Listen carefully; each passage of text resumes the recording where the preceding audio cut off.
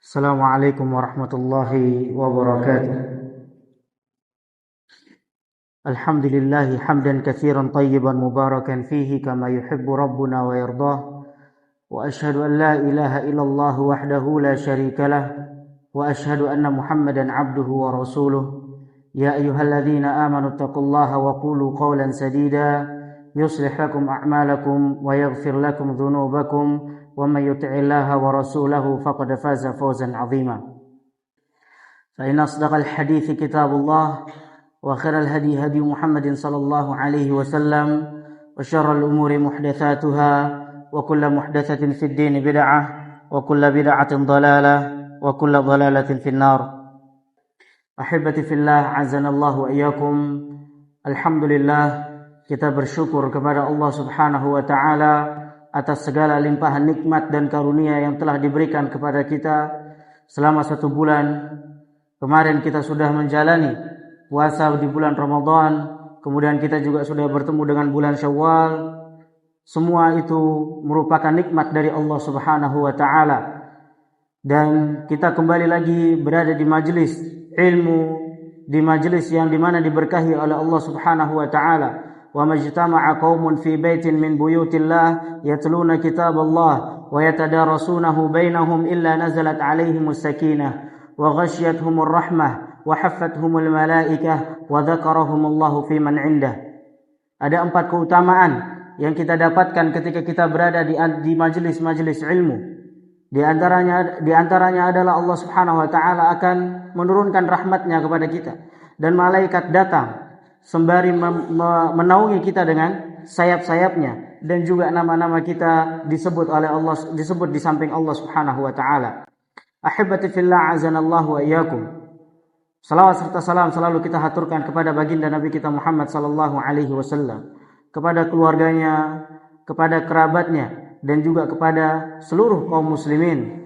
Semoga Allah Subhanahu wa taala memperkenankan kita untuk berjumpa dengan baginda Nabi kita Muhammad sallallahu alaihi wasallam. Ahibati fillah, azanallahu wa iyyakum. Insyaallah pada kesempatan kali ini kita akan bercerita sedikit tentang bagaimana terjadinya perang Jamal. Perang Jamal itu merupakan sebuah tragedi yang sangat memalukan, sebuah tragedi panas yang terjadi di zaman para sahabat radhiyallahu taala anhum ajma'in.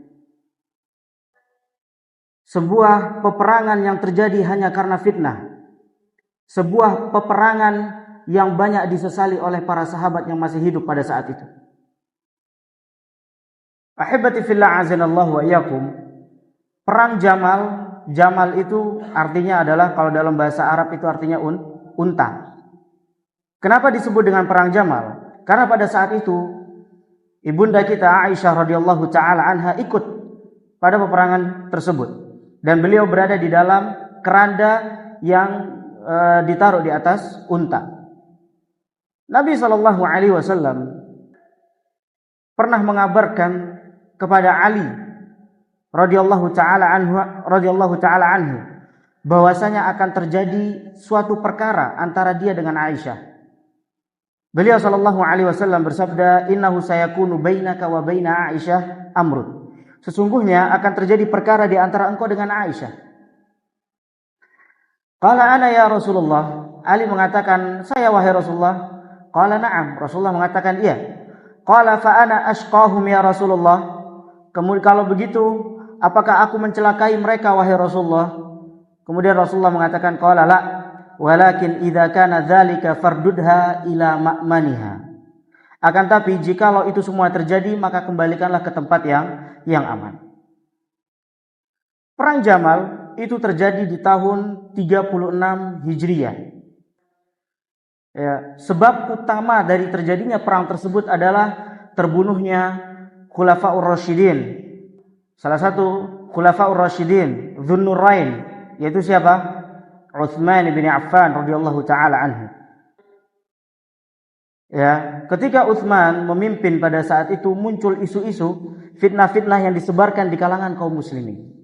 Yang mana fitnah-fitnah tersebut memporak-porandakan keadaan kaum muslimin pada saat itu, menghancurkan persatuan mereka, ya, menjadikan mereka saling menuduh antara yang satu dengan yang lain.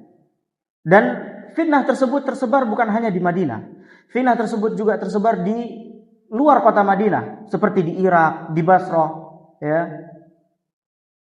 Sebelumnya Rasulullah Shallallahu Alaihi Wasallam pernah mengatakan bahwasanya munculnya fitnah pada zaman sahabat radhiyallahu taala anhum terjadi setelah meninggalnya Umar bin Khattab radhiyallahu taala anhu.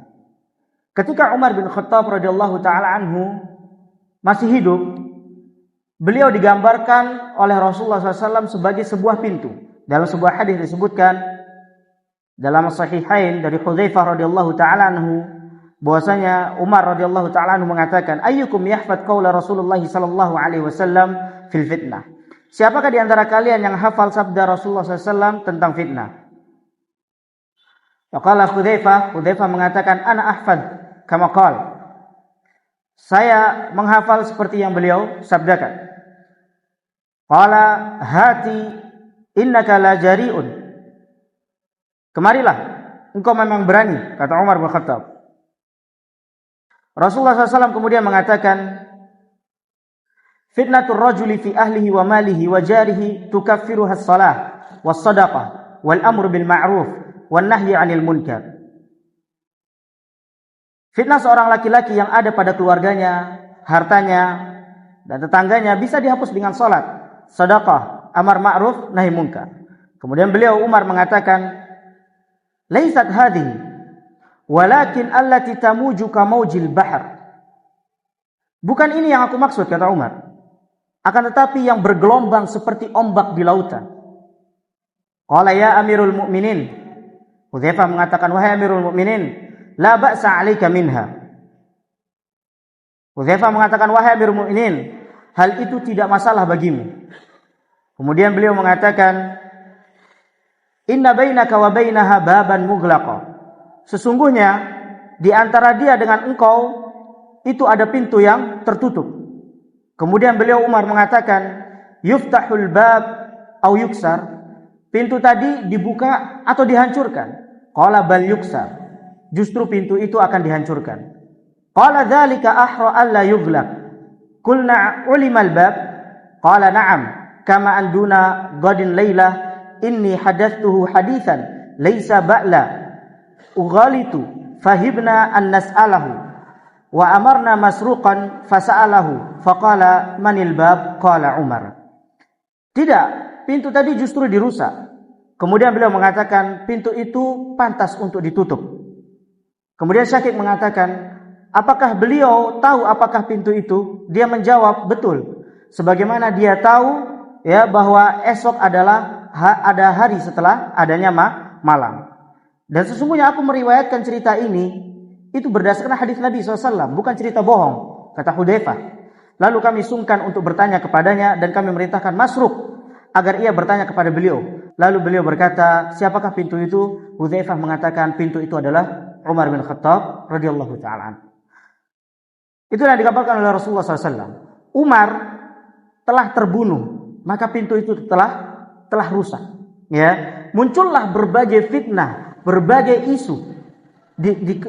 Ketika Utsman bin Affan mulai memimpin, muncullah isu-isu yang membuat para sahabat mulai tidak percaya, atau bukan para sahabat, membuat kaum muslimin tidak percaya dengan kepemimpinan Utsman bin Affan radhiyallahu taala anhu. Ya. Dan salah satu fitnah terbesar setelah meninggalnya Umar bin Khattab adalah perang Jamal.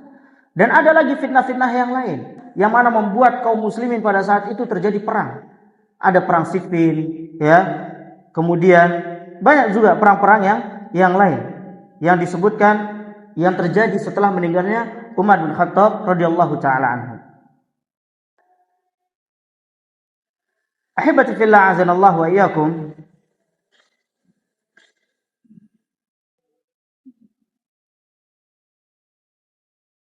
Rasulullah SAW juga pernah bersabda, "Fa'innahu ashrafa ala utmin min atamil Madinah." Faqala hal tarawna ma ara? Qalu la. Qala fa inni la ara al-fitan taqa'u khilala buyutikum kawaqi'il qatri. Nabi SAW memperhatikan bangunan-bangunan tinggi yang ada di kota Madinah pada saat itu. Kemudian beliau mengatakan, apakah kalian melihat fitnah yang aku lihat? Para sahabat menjawab, tidak wahai Rasulullah. Kemudian Rasulullah SAW mengatakan, sesungguhnya aku melihat fitnah-fitnah itu terjadi di rumah-rumah kalian bagaikan kucuran air hujan. Imam An-Nawawi rahimahullah ta'ala mengatakan, penyerupaan dengan kucuran air hujan yang terjadi pada suatu tempat itu menyatakan bahwasanya cangkupannya itu sangat luas, tidak hanya pada kelompok tertentu. Artinya apa? Fitnah ini terjadi pada semua kelompok yang ada pada kaum muslimin. Semua kabilah termakan oleh fitnah dan isu-isu tersebut. Ya.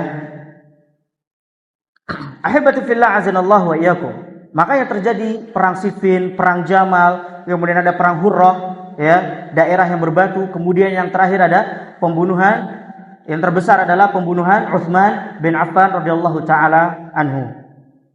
Ahibati fillah azanallahu wa iyyakum. Dari hadis ini juga menunjukkan bagaimana mukjizat Nabi kita Muhammad sallallahu alaihi wasallam.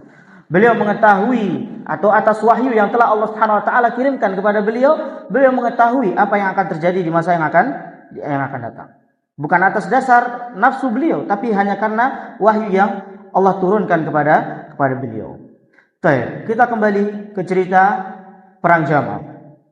Berawal dari terbunuhnya Utsman bin Affan radhiyallahu taala anhu. Ya. Yang pertama kali menyebarkan fitnah yaitu adalah Abdullah ibn Saba atau yang dikenal dengan Ibnu Sauda. Dia keliling ke kaum muslimin. Dia keliling ke semua tempat. Pada saat itu orang-orang di Madinah banyak manusia di Madinah pada saat itu. Ya, dia berkeliling, Abdullah bin Saba. Dia berkeliling dan menyebarkan isu fitnah-fitnah tentang kepemimpinan Utsman bin Affan radhiyallahu taala anhu. Sehingga banyak di antara kaum muslimin yang pada saat itu terfitnah, tertipu dengan isu-isu tersebut. Mereka percaya. Sehingga terjadilah mereka berusaha untuk memboikot rumahnya Utsman bin Affan radhiyallahu taala anhu. Mereka datang ke rumah Utsman dan jumlah mereka pada saat itu tidak ada satu hadis yang menyebutkan jumlah pasti tentang jumlah mereka. Tapi kemungkinan jumlah mereka itu sekitar 2.000 minimal, maksimalnya bisa sampai 6.000 yang mengepung rumah Utsman radhiyallahu taala. Ya. Dan pada saat itu, ya, terbunuhnya Utsman itu terjadi di musim haji. Yang mana pada saat itu para sahabat termasuk istri-istri Nabi SAW mereka pergi berhaji, sehingga yang tinggal di kota Madinah hanyalah sahabat-sahabat junior, ya, seperti Husain, Hasan dan Husain, ya, anak-anak mereka, kemudian Ibnu Umar tinggal di kota Madinah pada saat itu, ya. Mereka semua memboikot rumahnya Utsman bin Affan radhiyallahu taala. Sampai-sampai bahkan Utsman tidak diberikan air untuk berwudu oleh mereka. Antum bisa bayangkan bagaimana fitnahnya pada saat itu. Ini sahabat Nabi dan yang mengepung juga itu kaum muslimin. Tapi karena fitnah yang dilakukan oleh orang-orang munafik, ya, sehingga terjadi seperti ini. Mereka menuntut agar Utsman bin Affan menanggalkan pemerintahannya. Karena ada beberapa hal yang mereka merasa Utsman tidak adil, ya.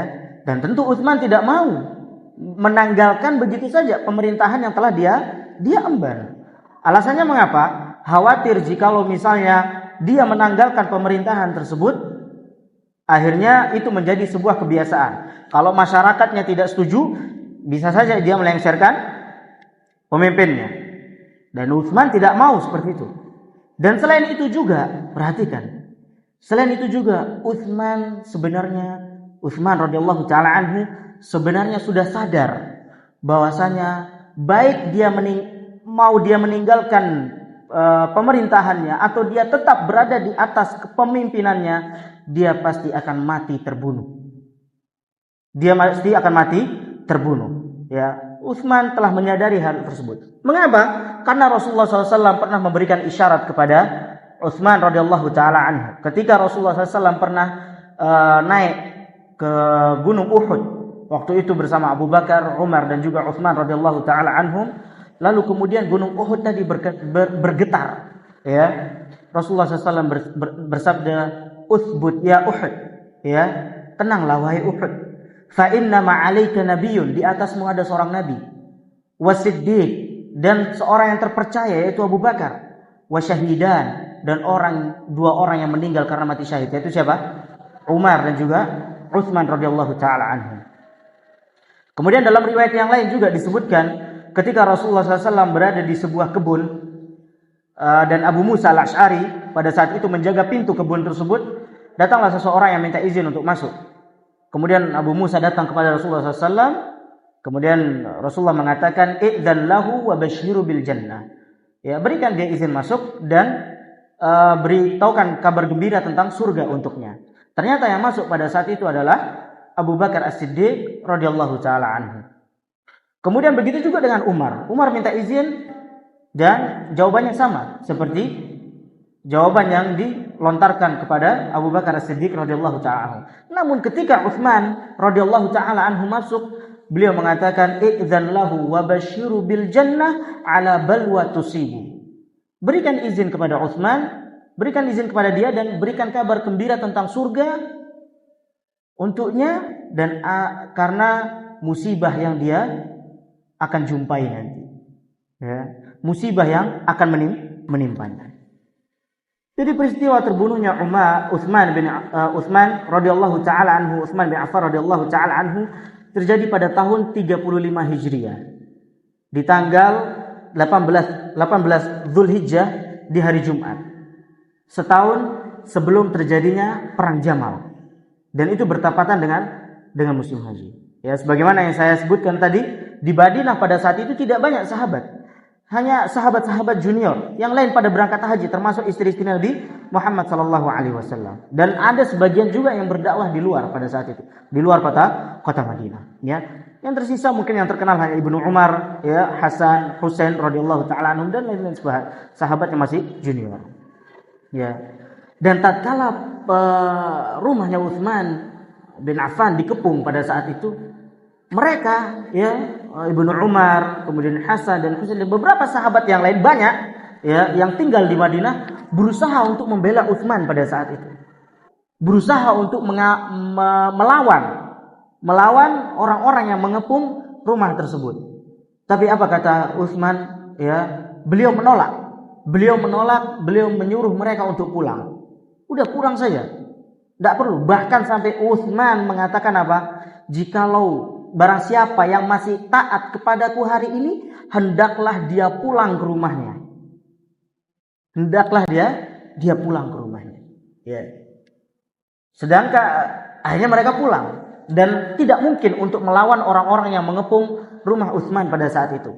Karena jumlah yang mengepung rumah Utsman sebagaimana kita sebutkan tadi minimal 2.000, maksimal 6.000. Sedangkan jumlah sahabat yang membela Utsman pada saat itu hanya 700 orang.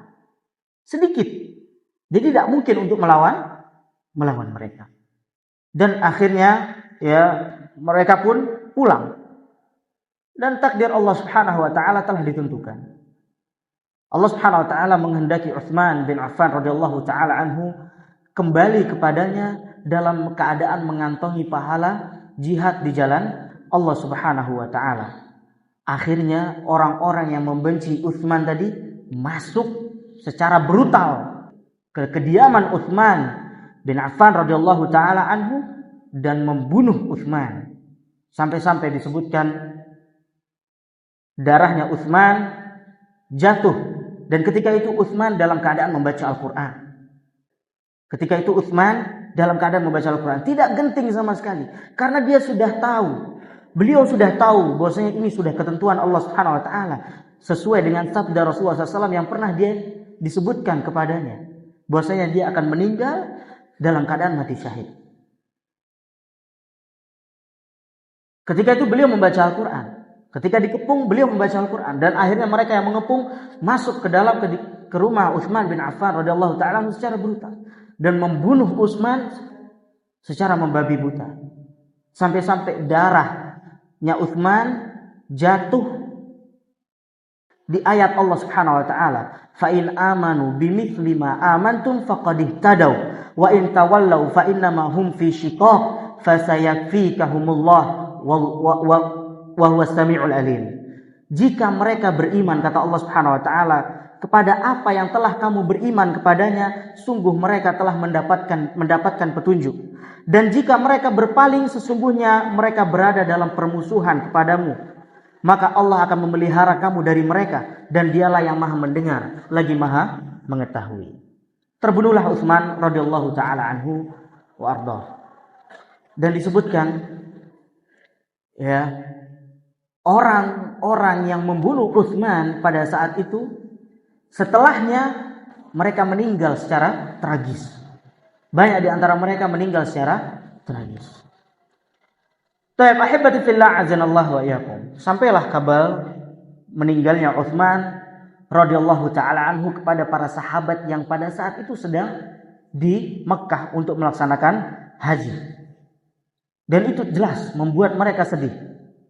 Kemudian orang-orang datang kepada Ali bin Abi Thalib radhiyallahu taala anhu. Inilah awal mula bagaimana terjadinya perang Jamal. Dan sebab utamanya adalah terbunuhnya Utsman. Ini ada kaitannya ceritanya nanti. Sebab utamanya adalah terbunuhnya Utsman radhiyallahu taala anhu. Ya. Mereka datang kepada Ali bin Abi Thalib radhiyallahu taala anhu dan memaksanya untuk menjadi seorang khalifah setelah Utsman bin Affan radhiyallahu taala anhu. Dan jelas Ali tidak mau menjadi khalifah, ya. Namun karena dipaksa dengan alasan dia adalah orang yang terbaik yang ada setelah Utsman bin Affan radhiyallahu taala anhu. Diriwayatkan dalam Imam Hakim, ya, dalam sahihnya, Ali bin Abi Thalib mengatakan, "Walaqad tasha aqli yauma qutila Utsman." Sungguh akalku telah gila, telah terbang ketika terbunuhnya Utsman. Wa ankarat nafsi wa ja'uni lil bai'ah. Seolah-olah aku tidak mengenali diriku. Ya, lalu tiba-tiba orang-orang ini datang untuk berbaiat kepadaku. Fakultu wallahi inni la astahyi minallahi an ubai'a qauman qatalu rajulan qala lahu Rasulullah sallallahu alaihi wasallam ala astahyi mimman tastahyi minhul malaika. Ya. Demi Allah aku malu, katanya. Aku malu kepada Allah untuk berbaiat dengan kaum yang telah membunuh seorang laki-laki. Yang mana Rasulullah sallallahu alaihi wasallam mengatakan, "Tahu tidakkah aku malu dengan seseorang yang malaikat malu kepadanya?" Maksudnya siapa? Utsman. Malaikat malu kepada Utsman. Ya. Qatilun 'alal ardi lam yudfan ba'du. Tidakkah aku malu dengan seseorang yang malaikat malu kepadanya? Sungguh aku malu kepada Allah Subhanahu wa taala untuk dibaiat sementara Utsman terbunuh dan belum dikubur. Jadi setelah meninggalnya Utsman langsung mereka berbondong-bondong untuk membaiat Ali pada saat itu. Utsman belum dikubur sehingga Ali mengatakan hal seperti ini. Ya. Kemudian ahibati fillah azanallahu wa iyyakum, Ali bin Abi Thalib radhiyallahu taala anhu malu untuk dibaiat oleh orang-orang tersebut. Karena di antara para pembaiat tadi ada yang pembunuh Utsman radhiyallahu taala anhu, ya. Di antaranya itu Abdullah bin Sabah bin Sauda, ya. Setelah orang-orang mendengar perkataan Ali yang tadi, akhirnya mereka bergegas untuk menguburkan jasadnya Utsman bin Affan radhiyallahu taala anhu. Mereka bergegas. Setelah mereka selesai menguburkan jasadnya Utsman, mereka pun kembali untuk membaiat Ali bin Abi Thalib radhiyallahu taala anhu. Kemudian Ali bin Abi Thalib mengatakan, "Allahumma inni musyfikun mimma aqdamu alaih." Ya Allah, sesungguhnya aku khawatir dengan hal yang aku berjalan menujunya. Akhirnya ya Ali bin Abi Thalib pun dibaiat pada saat itu oleh kaum muslimin menjadi khalifah setelah Utsman bin Affan radhiyallahu taala anhu. Baik, ahibati fillah azanallahu wa iyyakum. Setelah Ali bin Abi Thalib menjadi seorang khalifah, maka tugas terberat yang harus beliau kerjakan adalah bagaimana cara menangkap pembunuh Utsman bin Affan radhiyallahu taala anhu. Ya. Ali bin Abi Thalib tentu tidak mampu menangkap mereka seluruhnya. Karena jumlah mereka antara 2.000 sampai 6.000. Tidak mungkin Ali bin Abi Thalib tiba-tiba menangkap mereka. Belum lagi dari 2.000 sampai 6.000 itu bukan hanya penduduk Madinah. Ada penduduk Irak, ada penduduk Basrah. Dan bukan hanya itu, ada juga dari kabilah-kabilah Arab Badui. Jadi banyak. Ya, banyak yang mereka terprovokasi untuk membunuh Utsman bin Affan radhiyallahu taala dari berbagai macam suku dan dari berbagai macam daerah. Dan Ali juga khawatir kalau seandainya dia langsung menangkap mereka secara keseluruhan terjadi pertikaian, ya. Dia menangkap suku ini nggak terima, akhirnya terjadi pertumpahan darah di antara kaum muslimin. Suku ini nggak terima, akhirnya terjadi pertumpahan darah. Itu yang Ali tidak inginkan. Ya, oleh karenanya siasat yang dilakukan oleh Ali bin Abi Thalib pada saat itu adalah misinya apa? Yaitu menangkap mereka satu persatu. Jadi dibuat islah, ya.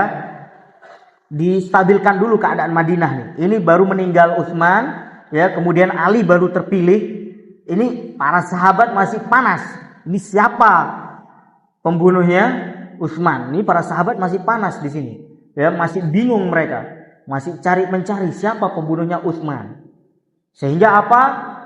Ali berpikiran udah, ntar dulu deh, tenang dulu. Ya, Ali biarin dulu keadaan kota Madinah ini tenang, baru Ali ingin menangkap para pembunuh Utsman satu persatu. Ya. Akan tetapi ada sahabat-sahabat, ya, sebagian sahabat yang ingin agar Ali langsung menangkap secara keseluruhan. Ya, pembunuh Utsman radhiyallahu taala anhu. Mereka berdalil dengan firman Allah Subhanahu wa taala, "Wala taqtulun nafsal lati harramallahu illa bil haqq, wa man qutila mazluman faqad ja'alna liwaliyhi sultanan fala yusrif fil qatl innahu kana mansura." Ya. Dan janganlah kamu membunuh jiwa yang diharamkan oleh Allah Subhanahu wa taala untuk dibunuh, melainkan dengan suatu alasan yang jelas, yang pasti, yang benar. Dan barang siapa yang dibunuh secara zalim, maka walinya berhak untuk membunuhnya. Tetapi janganlah ahli waris tersebut melampaui batas ketika membunuh orangnya. Sesungguhnya dia adalah yang mendapat pertolongan. Kemudian ahibati fillah azadallahu wa iyyakum. Berjalan 4 bulan. Ya. Berjalan 4 bulan, ternyata Ali bin Abi Thalib tidak bisa melakukan apapun. Ya. Wala menangkap satu persatu, wala dia menangkap secara keseluruhan atau melakukan islah di antara mereka. Tidak. Ali bin Abi Thalib masih kebingungan apa yang harus dia lakukan. Ya, tidak terjadi apa-apa. Dan ini tidak diharapkan oleh para sahabat pada saat itu. Karena Ali bin Abi Thalib tidak mampu berbuat apa-apa. Ya, di samping jumlah mereka banyak, tentu dikhawatirkan akan terjadi pertumpahan darah seperti yang kita sebutkan tadi. Ya. Disebutkan juga di antara salah satu cara Ali untuk menangkap mereka satu persatu adalah disebutkan dalam sebuah riwayat, Ali meminta mereka penduduk Madinah yang bukan asli penduduk Madinah itu pulang ke daerahnya, dan juga para budak-budak pulang ke rumahnya. Ya, itu keinginan Ali pada saat itu. Ya, Ali menyuruh mereka pulang. Orang-orang Arab Badui disuruh juga pulang, karena pada saat itu seperti yang kita bilang tadi, pada saat itu kota Madinah benar-benar full, benar-benar banyak orang, sehingga itu tidak memudahkan Ali untuk menangkap atau mengungkap siapa pembunuh Utsman bin Affan radhiyallahu taala anhu. Ya.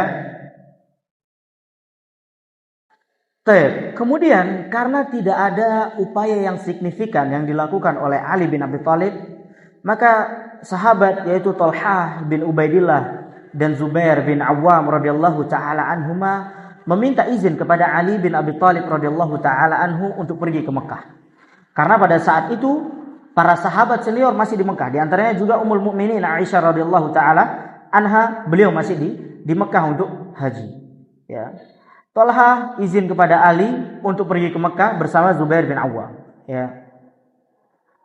Dalam sebuah riwayat juga disebutkan bahwasanya Talha memberikan ide kepada Ali agar mereka berdua masing-masing diutus, satu ke Basrah, satu ke Kufah, ya, untuk membawa pasukan ke Madinah. Dalam rangka apa? Untuk membunuh mereka yang membunuh Utsman bin Affan radhiyallahu taala anhu. Namun ternyata ide tersebut tidak ditanggapi oleh Ali bin Abi Thalib. Karena Ali pun masih nggak tahu. Ya, Ali masih nggak tahu siapa pembunuhnya Utsman. Maka dan jelas siapa Talha pun nggak tahu siapa pembunuhnya Utsman. Ya. Ahibati fillah azanallahu wa iyyakum. Setelah ide tersebut ya tidak ditanggapi oleh Ali bin Abi Thalib, akhirnya Talha dan Zubair bin Awwam radhiyallahu taala anhuma pergi ke kota Mekah. Ya, barangkali mereka di sana bisa mendapatkan solusi atau cara lain bagaimana mengungkap siapa dalang dari pembunuhan Utsman bin Affan radhiyallahu taala anhu. Kemudian akhirnya ketika Talha pergi ke Mekah, beliau berjumpa dengan istri Nabi Muhammad sallallahu alaihi wasallam, yaitu Aisyah radhiyallahu taala anha. Ya. Mereka husnuzon bahwasanya bisa jadi dengan keluarnya Aisyah radhiyallahu taala anha, yaitu kembali ke kota Madinah, maka orang-orang akan malu dan akan bersatu kembali. Seperti yang kita bilang, ya, dengan terbunuhnya Utsman tadi, itu keadaan kaum muslimin di kota Madinah itu porak-poranda. Makanya terbunuhnya Utsman, perang Jamal itu merupakan salah satu sejarah kelam yang terjadi di zaman para sahabat.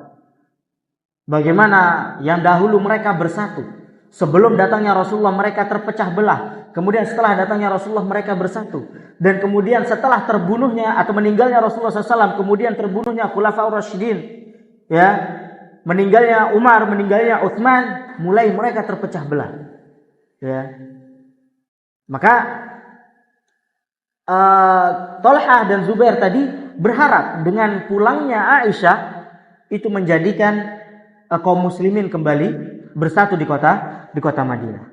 Ya, di bawah nasihat ibunda Aisyah radhiyallahu taala anha. Dan ide ini disetujui oleh Aisyah pada saat itu. Ya. Dan ahibati fillah azanallahu wa iyyakum. Yang perlu diketahui juga bahwasanya pembunuhan Utsman bin Affan radhiyallahu taala anhu, ya, pembunuhan Utsman bin Affan radhiyallahu taala anhu itu memiliki beberapa pelanggaran, terdapat di dalamnya beberapa pelanggaran yang mengikutinya. Ya, di antaranya adalah Utsman bin Affan terbunuh di bulan haram, yaitu di bulan Dzulhijjah, dan juga terbunuh di kota haram, yaitu di kota Madinah. Yang mana ya, Utsman bin Affan radhiyallahu taala anhu merupakan tetangga juga, bertetangga dengan Nabi Muhammad sallallahu alaihi wasallam, dan dia juga sebagai menantu Nabi Muhammad sallallahu alaihi wasallam. Dan tentu ini semualah yang membuat Aisyah sedih, menangis, dan juga akhirnya dia mengikuti ide yang dikeluarkan oleh Talhah dan juga Zubair bin Awwam radhiyallahu taala anhuma. Kemudian di tengah pembicaraan antara Talhah, Aisyah dan juga Zubair bin Awwam radhiyallahu taala anhum, ya, yang tadinya mereka mau bertolak ke Madinah untuk islah, muncul ide lagi. Gimana kalau misalnya kita bertolak ke Basrah? Ya. Karena sebagian pembunuh Utsman itu lari ke Basrah. Gimana kalau kita bertolak ke sana? Akhirnya setujulah Aisyah radhiyallahu taala anha pada saat itu. Ya, akhirnya mereka bertolak bersama Talhah dan Zubair bin Awwam radhiyallahu taala anhuma dan orang-orang dan beberapa orang ke Basrah. Sesampainya di Basrah, ternyata pemimpin Basrah tidak mengizinkan mereka untuk masuk. Ternyata pemimpin Basrah tidak mengizinkan mereka untuk masuk. Akhirnya terjadi diskusi di antara mereka. Gimana nih? Kita nggak dikasih izin masuk. Kita tidak bisa mengungkap siapa pembunuh Utsman bin Affan radhiyallahu ta'ala anhu. Setelah mereka berdiskusi, akhirnya Aisyah sepakat, ya, kalau gitu kita tunggu Ali datang dari Madinah. Kita tunggu Ali datang dari Madinah. Kemudian sampailah kabar sampainya pasukan Aisyah atau rombongan Aisyah ya kepada Ali radhiyallahu taala anhu bahwasanya pasukan Aisyah sudah di kota Basrah. Akhirnya tanpa pikir panjang Ali bin Abi Thalib ya bersama pasukannya dari Madinah pergi menuju Basrah. Disebutkan bahwa jumlah pasukan Ali bin Abi Thalib pada saat itu adalah ribuan, ya bahkan sampai belasan ribu, banyak yang dibawa oleh Ali bin Abi Thalib. Akhirnya sampailah Ali bin Abi Thalib di suatu tempat bernama Dziqar, sebuah tempat yang dekat dengan Basrah.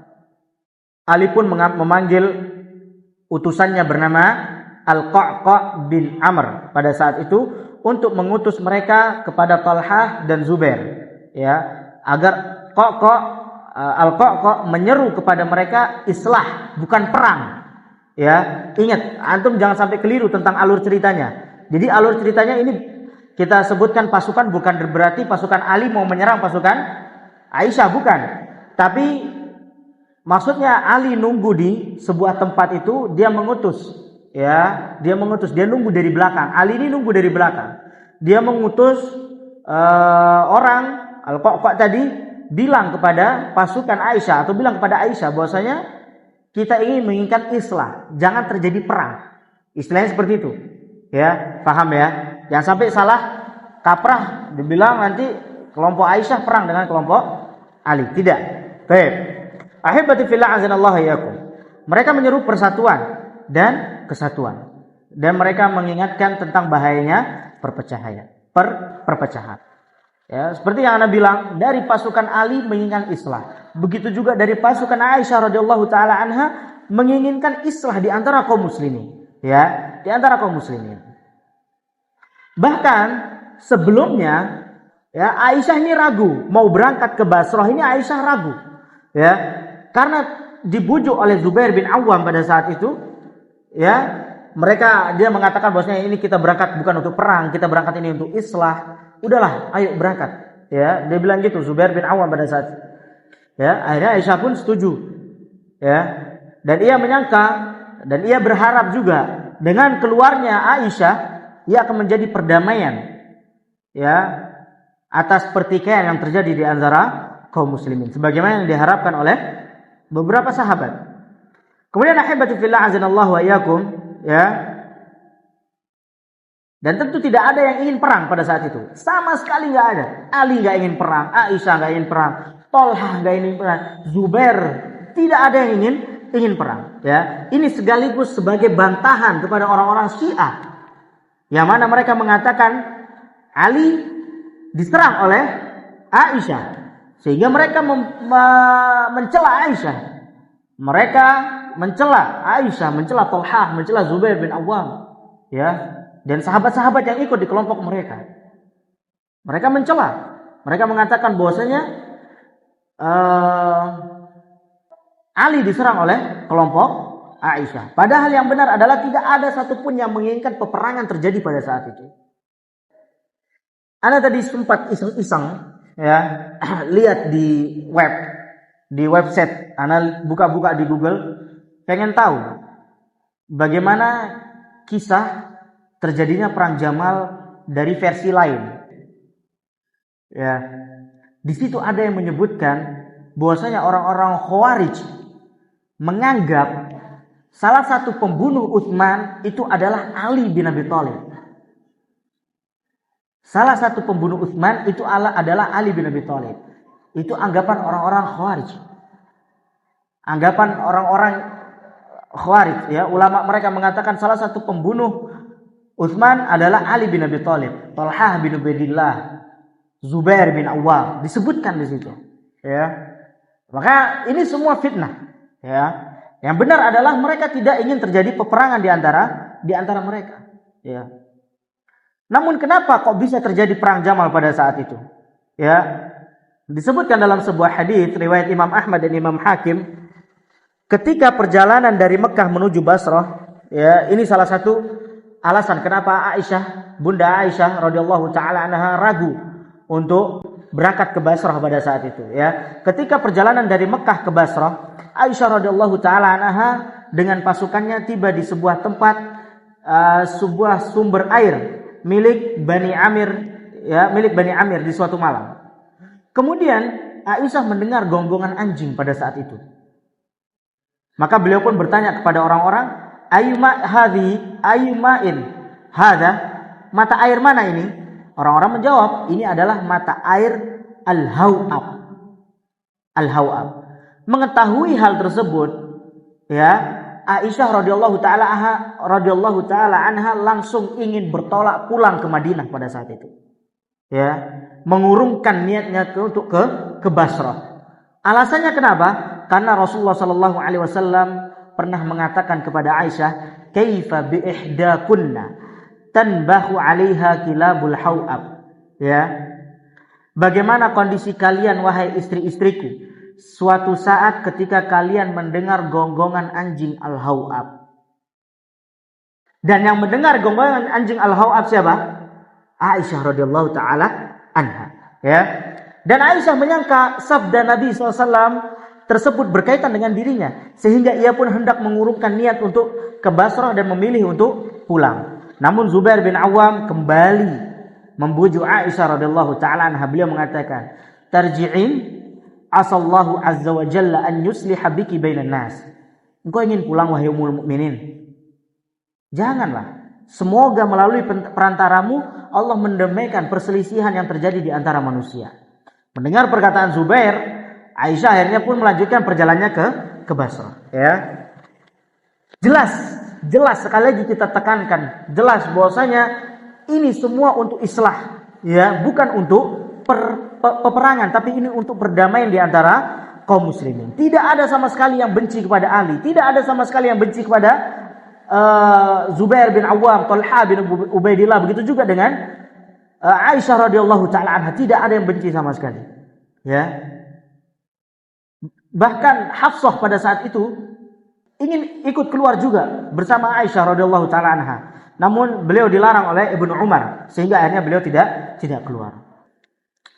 Baik, lanjut cerita. Ketika Al-Qaqqa, ya, bertemu dengan pasukan Aisyah radhiyallahu taala anha, maka ia pun berbicara kepada Aisyah. Ya, "Ayy ummah, ma ashkhasaki wa ma aqdamaki hadhil baldah." Wahai bunda kaum muslimin, apa yang membuat engkau datang ke negeri ini? Kemudian dijawab oleh Aisyah radhiyallahu ta'ala anha, "Ayy bunayya, islahun bainan nas." Enggak ada, wahai putraku, aku hanya datang ke sini untuk islah, perdamaian atau mendamaikan di antara kaum muslimin. Maka Al-Qaqqa pun meminta kepada Aisyah radhiyallahu taala anha untuk mendatangkan Talha dan Zubair bin Awam pada saat itu untuk mendengarkan apa yang mereka berdua bicarakan. Ya, maka Aisyah radhiyallahu taala memanggil Zubair bin Awam dan juga Talha bin Ubaidillah. Kemudian maka Al-Qaqqa mengatakan kepada mereka berdua, "Inni sa'altu ummul mukminin ma ashkhasaha wa ma aqdamaha hadzal bilad." Aku telah bertanya kepada ummul mukminin, apa yang membuat mereka datang ke negeri ini? Ya, maka faqalat islahun bainan nas. Fama taqulani antuma amutabi'ani am mukhalafan? Ya, maka Ummul Mukminin mengatakan datang ke negeri ini hanya untuk perdamaian. Kemudian Al-Qaqqa bertanya kepada mereka berdua, Zubair bin Awam dan juga Talha bin Ubaidillah, bagaimana pendapat kalian? Kalian mau pulang atau kalian setuju? Kemudian kata Talha bin Ubaidillah, mutabi'an. Oke, kita setuju. Tape azan dulu.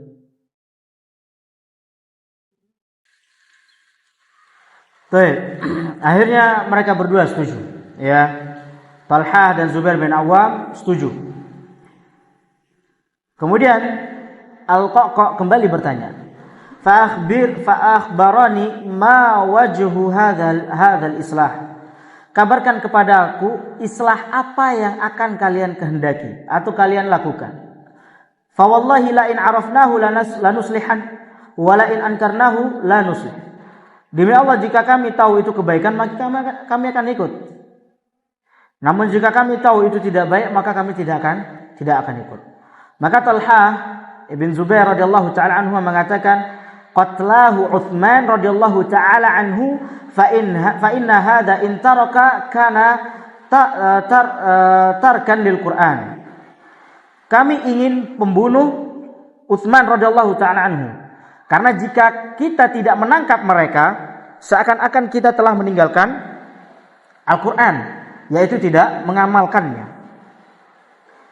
Mendengar jawaban mereka berdua, maka Al-Qa'qa' kembali kepada Ali bin Abi Thalib radhiyallahu taala anhu dan mengabarkan tentang pembicaraan mereka. Sebelumnya disebutkan dalam beberapa riwayat, ya, bahwasanya Al-Qa'qa' juga sudah menjelaskan kepada Talhah, Aisyah dan juga Zubair bin Awam radhiyallahu taala anhum tentang keinginan Ali untuk islah, bukan untuk perang. Ya. Ketika mendengar jawaban dari Al-Qa'qa', Al-Qa'qa' cerita kepada Ali radhiyallahu taala anhu bahwasanya keinginan mereka itu adalah islah juga sama seperti Ali. Ya. Begitu juga mereka menginginkan islah. Akhirnya apa yang terjadi? Kubu Ali tenang, kubu Aisyah juga tenang pada saat itu. Oh, ternyata Ali pengen islah, ya, tidak pengen perang, dan ternyata Ali menganggap Aisyah ternyata juga pengen islah, tidak pengen perang, ya. Setelah itu, ahibati fillah azanallahu wa iyyakum, Ali bin Abi Thalib mengabarkan kepada seluruh pasukannya pada saat itu bahwasanya mereka besok pulang ke Madinah, ya. Udahlah, besok kita pulang ke Madinah, kata Ali. Karena urusan kita di sini sudah selesai. Tidak ada urusan lagi, ya. Mereka semua telah berdamai, ya. Mereka semua telah berdamai. Maka Ali radhiyallahu taala anhu berdiri. Kemudian dia berkhutbah di hadapan pasukannya pada saat itu. Ia membuka khutbahnya dengan memuji Allah Subhanahu wa taala dan juga berselawat kepada Nabi Muhammad sallallahu alaihi wasallam. Ya. Kemudian ia menyebutkan tentang buruknya kondisi jahiliyah. Ya. Kemudian ia juga menyebutkan tentang nikmatnya berada di atas persatuan dan kesatuan. Nikmatnya berada di atas hidayah Allah Subhanahu wa taala. Nikmatnya berada di atas Islam. Nikmatnya berada di atas kekhalifahan khalifah yang telah ada. Kemudian setelah itu Ali radhiyallahu taala anhu mengatakan apa? Tsumma hadatsa hadzal hadats alladzi jarrahu ala hadhil ummah aqwamun talabu hadhihi dunya. Kemudian terjadilah suatu hal yang menimpa umat ini, yaitu munculnya orang-orang yang mencari dunia. Hasadu man afa'aha Allahu alaihi 'alal fadilah. Mereka hasad kepada orang-orang yang telah Allah berikan fadilah di atasnya. Wa aradu raddal asya'a 'ala adbariha. Ya, dan mereka ingin umat yang telah jaya mundur merosot ke belakang. Wallahu baligu amrih. Sungguh Allah akan memutus perkaranya. Wa musibun ma arada. Ya, dan melakukan apa yang Dia kehendaki. Kemudian Ali mengatakan, ala wa inni rahilun godan fartahilu. Sesungguhnya besok aku akan pulang, maka pulanglah kalian bersamaku, kata Ali. Ala wala yartahilanna godan ahadun a'ana ala qatli Utsman fi syai'in min umurin nas. Nah, ini dia. Ya, Ali mengatakan besok aku pulang, pulanglah kalian bersamaku, kecuali mereka yang membantu atau yang ikut dalam proses pembunuhan, pengepungan rumahnya Utsman. Jangan kalian ikut pulang bersamaku. Nah, ini salah satu caranya Ali. Karena dilihat pada saat itu orang-orang Madinah kumpul bersama dia di Basrah pada saat itu. Sebelum sampai Basrah, ya, kumpul di situ. Akhirnya Ali mengatakan seperti itu. Di situ ada Abdullah bin Sabah pada saat itu. Ada pembunuh Utsman pada saat itu, banyak. Ya. Akhirnya perkataan ini membuat Abdullah bin Sabah dan konco-konconya, teman-temannya, ya, golongan-golongannya gelisah. Ya, gelisah. Sebab mereka ikut serta di barisan Ali bin Abi Thalib, ya. Mereka yakin, ya, mereka tahu, ya, bahwasanya kalau mereka tidak ikut pulang berarti mereka pembunuhnya, sehingga mereka akan ditangkap dan akan dibunuh, ya. Mereka adalah Abdullah bin Sabah, kemudian Shuraih bin Aufa, Salim bin Tha'labah, kemudian ada Al-Ashar An-Nakhai dan lainnya yang merupakan provokator pembunuhan Utsman radhiyallahu taala anhu, ya. Akhirnya para pembunuh Utsman ini tadi semakin takut. Ya, ini gimana nih? Kita pasti bakalan ketahuan, ya. Akhirnya mereka berkumpul. Mereka berkumpul bagaimana caranya mencari ide supaya mereka tidak ketahuan bahwasanya mereka adalah pembunuh Utsman radhiyallahu taala anhu. Ya, mereka mencari solusi, mereka kumpul, dan akhirnya mereka menemukan ide, ya. Dan ide mereka sangat parah pada saat itu. Mereka membagi diri mereka menjadi dua golongan. Golongan satu masuk ke dalam kubu Aisyah, dan golongan dua tetap di kubunya Ali bin Abi Thalib radhiyallahu taala anhu. Ya, tujuannya apa? Di waktu subuh nanti mereka menggemborkan peperangan di antara kedua kubu ini. Inilah dia awal mula terjadinya perang Jamal, ya. Inilah dia terjadinya perang Jamal. Akhirnya masing-masing mereka melakukan pergerakannya. Ya, kelompok pertama pergi ke kubu Aisyah, yang lain diam di kubunya Ali bin Abi Thalib. Ya, ini rencana yang sangat licik. Ini rencana orang-orang munafik semuanya. Ya, orang-orang munafik tidak berani kalau berhadapan langsung. Dia beraninya lewat belakang seperti ini. Ya, dan akhirnya malam itu kedua pasukan sebenarnya beristirahat dengan tenang. Ya, karena mereka telah melakukan islah dan besok kelompok Ali sudah pulang ke kota Madinah, dan mungkin juga kelompok Aisyah balik ke kota Mekah, ya. Dan ternyata di subuh, waktu akan menjelang subuh, mereka, ya, Abdullah bin Sabah serta golongannya itu melancarkan aksinya, melancarkan rencana mereka, ya. Mereka seakan-akan membuat gaduh pasukan, seakan-akan pasukan Ali telah berkhianat. Dari pasukan Aisyah menganggap Ali berkhianat, dari pasukan Ali menganggap Aisyah telah berkhianat. Akhirnya apa? Terjadi perang, ya. Mereka menyangka bahwasanya kedua pasukan telah berkhianat. Ya, padahal yang melakukan itu adalah orang-orang munafik pada saat itu. Ahibati fillah azanallahu wa iyyakum. Dan ternyata di luar dugaan, fitnah ini benar-benar menyelimuti kaum muslimin pada saat itu. Ya, peperangan terjadi di antara kedua pasukan pada saat itu. Dan ini disebut dengan pasukan Jamal, perang Jamal, afwan. Ya, peperangan terjadi pada saat itu. Dan banyak di antara kaum muslimin meninggal dunia. Bahkan disebutkan ada sebagian yang membawa Al-Quran. Pada saat perang dia membawa Al-Quran sambil bilang kepada orang-orang, ingatlah Al-Quran, kembalilah kepada Al-Quran, kembalilah kepada persatuan pada saat itu. Mereka berteriak. Ya, tapi karena orang munafik ini, ya, terjadi peperangan tadi. Ya, dan fitnah telah menyelimuti kaum muslimin pada saat itu, ya. Dan orang yang membawa Al-Quran dipanah oleh orang-orang munafik pada saat itu. Waliyadzubillah. Ya, dipanah mereka. Ya, mereka tidak ingin terjadi perdamaian di antara kaum muslimin. Ya, dan di antara yang meninggal pada saat itu adalah Talhah ibn Ubaidillah radhiyallahu taala anhu. Beliau meninggal pada saat itu. Ya, anak panah ada yang bilang mengenai kakinya, ada yang bilang mengenai dadanya, ada juga riwayat yang mengatakan mengenai lehernya. Ya, kemudian Ali bin Abi Thalib ketika melihat jasad Talhah bin Ubaidillah radhiyallahu taala anhu, ia pun mengusap pasir yang ada di mukanya Talhah bin Ubaidillah. Beliau mengatakan, rahmatullahi alaika ya Abu Muhammad. Rahmat Allah kepadamu wahai Abu Muhammad. Ya, ya'izzu alayya an araka majdulan tahta nujumis sama. Sungguh menyedihkan bagiku melihat engkau mati di bawah bintang-bintang langit yang sangat cerah. Ilallahi ashku ujari wa bujari. Kepada Allah lah aku mengadukan tentang kesedihanku. Wallahi lawadittu anni kuntu mittu qabla hadzal yaumi bi 20 sanah. Wallahi demi Allah, seandainya aku sudah meninggal 20 tahun sebelum hari ini. Artinya Ali benar-benar menyesali tentang terjadinya hari tersebut.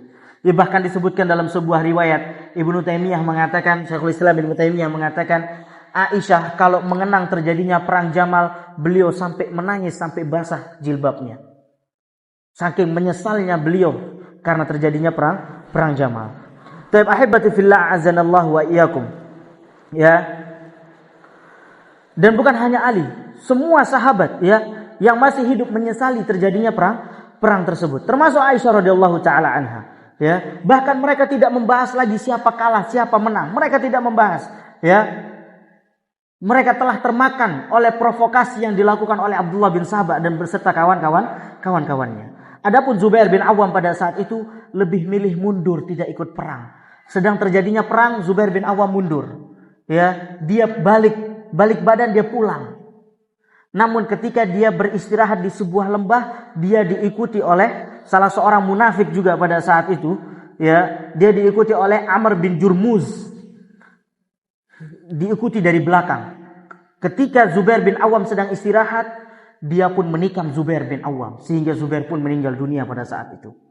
Dan inilah orang licik, bagaimana munafik liciknya, dia hanya menyerang ketika lawannya sedang tidak siap, ya. Dan ketika antum tahu, ketika Amr bin Jurmuz sampai kepada Ali dan mengabarkan bahwasanya dia telah membunuh Zubair bin Awam, ya, bahkan ia gembira dengan memperlihatkan pedangnya. Pedangnya Zubair telah dia pegang. Ya, dia gembira. Dia bilang kepada Ali bahwasanya aku telah membunuh Zubair bin Awam. Ya, aku telah membunuh Zubair bin Awam. Kemudian Ali mengatakan, "Basyir qatala bin Safiyah bin nar." Berilah kabar gembira kepada pembunuh anaknya Safiyah dengan neraka. Ya, Safiyah merupakan bibi Nabi Muhammad sallallahu alaihi wasallam, dan anaknya Safiyah yang dimaksud adalah Zubair bin Awam radhiyallahu taala anhu. Jadi Nabi dan Zubair adalah saudara sepupu, ya, Zubair bin Awam dengan Nabi Muhammad sallallahu alaihi wasallam. Kemudian Ali juga mengatakan, "Inna hadza saif," sesungguhnya pedang ini, "talama farrajal karba an wajhi Rasulillah sallallahu alaihi wasallam," sesungguhnya pedang ini sangat berjasa, yaitu selalu menghilangkan kesulitan yang dihadapi oleh Rasulullah sallallahu alaihi wasallam. Pedang tersebut berjasa, pedangnya Zubair berjasa di zaman Nabi Muhammad sallallahu alaihi wasallam. Bahkan Nabi sallallahu alaihi wasallam pernah mengatakan tentang Zubair, "Inna likulli nabiyyin hawariyan wa hawariyaz Zubair." Ya, sesungguhnya setiap nabi itu memiliki penolong, ya, hawari, dan penolongku adalah Zubair. Dan engkau dengan bangga telah membunuh Zubair bin Awam radhiyallahu taala anhu. Ali tidak setuju dengan apa yang dilakukan oleh Amr bin Jurzum, ya, dengan Amr bin Jurmuz. Ahibati fillah azanallahu wa iyyakum. Ketika perang sedang memanas pada saat itu, Aisyah keluar, ya. Aisyah berteriak, ya. Para pasukan semuanya berteriak meminta Aisyah keluar. Akhirnya Aisyah keluar, ya. Aisyah berteriak kepada pasukan agar mereka mengingat Allah Subhanahu wa taala. Mereka bertakwa kepada Allah Subhanahu wa taala, mereka mengingat Al-Qur'an. Aisyah mengatakan, "Allah, Allah ya bunayya udhkuru yaumal hisab." Allah, Allah wahai putra-putraku, ingatlah hari di mana adanya perhitungan nanti, kata Aisyah. Ingatlah. Tapi apa yang terjadi? Ya, ketika orang-orang mendengarkan Aisyah radhiyallahu taala anha, Aisyah berdoa juga. Beliau mengatakan, Allahumma al'an qatalahu Utsman. Ya Allah, laknatlah para pembunuh Utsman. Mendengar suara tersebut, orang-orang munafik mulai memanah Aisyah radhiyallahu taala anha. Orang-orang munafik mereka berusaha memanah Aisyah yang berada di dalam keranda, yang sedang berada di atas unta. Dipanah oleh mereka. Bahkan 70 sahabat meninggal demi menjaga kerandanya Aisyah radhiyallahu taala anha pada saat itu. 70 sahabat semua meninggal kena panah demi menjaga kerandanya Aisyah radhiyallahu taala anha, ya. Dan ketika Ali mendengar Aisyah mengatakan seperti itu, dia mendengar, oh ini suaranya Aisyah, ya. Ali tahu bahwasanya itu adalah suaranya Aisyah radhiyallahu taala anha. Maka Ali berpikir bahwasanya kalau Aisyah masih berada di luar, maka perang tidak akan selesai. Akhirnya Ali memerintahkan kepada pasukan untuk memotong kaki untanya Aisyah. Dipotonglah kaki untanya Aisyah, baru setelah itu Aisyah disembunyikan, dilindungi, ya, tidak kelihatan, dan barulah perang selesai pada saat. Ya, barulah perang selesai, ya. Kondisi yang sangat menyedihkan, kondisi yang sangat berat terjadi di zaman Ali bin Abi Thalib radhiyallahu taala anhu. Ya. Namun setelah itu ahibati fillah azanallahu wa iyyakum, ini juga sebagai bukti, ya, bahwasanya Ali bin Abi Thalib semakin menghormati Aisyah radhiyallahu taala anha, ya. Ali bin Abi Thalib bahkan menyiapkan kendaraan khusus agar ibunda Aisyah bisa pulang ke kota Mekah dengan selamat. Bahkan disiapkan 40 wanita yang akan menemani perjalanan Aisyah radhiyallahu taala anha, dan juga disiapkan beberapa orang yang akan mengantarkan sampai tempat yang disetujui dan lalu ditinggalkan, ya. Bagaimana Ali begitu menghormati Aisyah radhiyallahu taala anha, ya. Dan ketika hendak dilepas oleh Ali bin Abi Thalib, Aisyah mengatakan, "Ya bunayya, la ya'tib ba'duna ala ba'd." ya la ya'ti ba'duna ala ba'd. Wahai anakku, janganlah ada di antara kita yang saling mencela. Innahu wallahi ma kana baini wa baina Ali fil qidam illa ma yakunu bainal mar'ati wa ahmaiha. Ya, sesungguhnya demi Allah, apa yang terjadi antara aku dengan Ali, ya, yang telah lalu hanyalah seperti seorang wanita dengan saudara-saudara suaminya. Ali bin Abi Thalib pun menimpali perkataan Aisyah radhiyallahu taala anha, beliau mengatakan, "Shadaqat, wallahi kana baini wa bainaha illa dzat."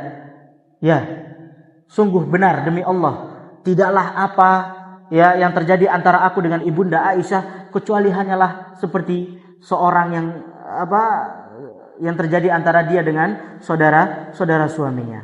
Ya, maka setelah itu pun ibunda Aisyah radhiyallahu taala anha kembali pulang ya bersama rombongannya melanjutkan perjalanan.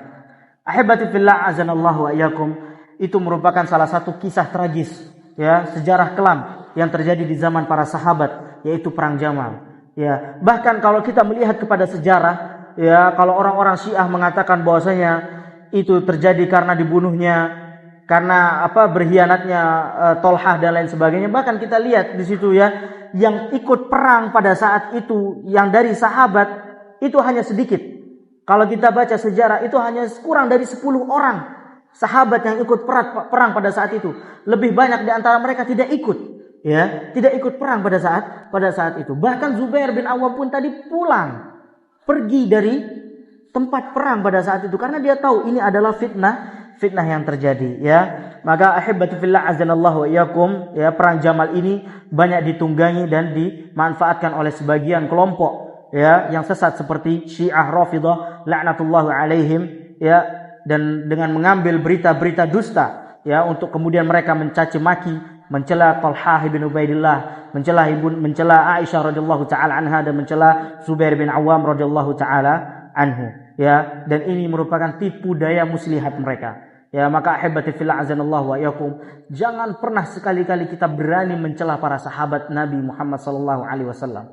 Ya, jangan pernah sekali-kali kita mengangkat omongan kita mencela mereka.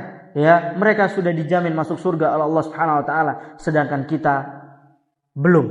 Tidak ada yang menjamin kita masuk surga Allah Subhanahu wa taala. Itulah dia tadi kisah sedikit tentang perang Jamal ya. Semoga dari kisah tadi memberikan manfaat ya.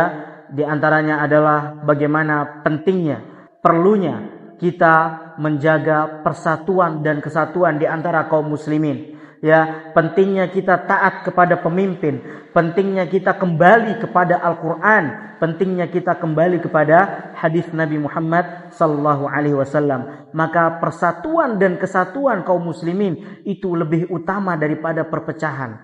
Ya, kesatuan kaum muslimin itu lebih diunggulkan ya, maka darahnya kaum muslimin juga itu lebih mulia di sisi Allah Subhanahu wa taala. Baik, mungkin ini saja yang bisa kita sampaikan pada kesempatan kali ini. Kurang lebihnya saya mohon maaf. Kalau ada yang salah itu datangnya dari saya, dan kalau ada yang benar itu datangnya dari Allah Subhanahu wa taala. Subhanakallahumma bihamdika asyhadu an la ilaha illa anta astaghfiruka wa atubu ilaik. Assalamualaikum warahmatullahi wabarakatuh.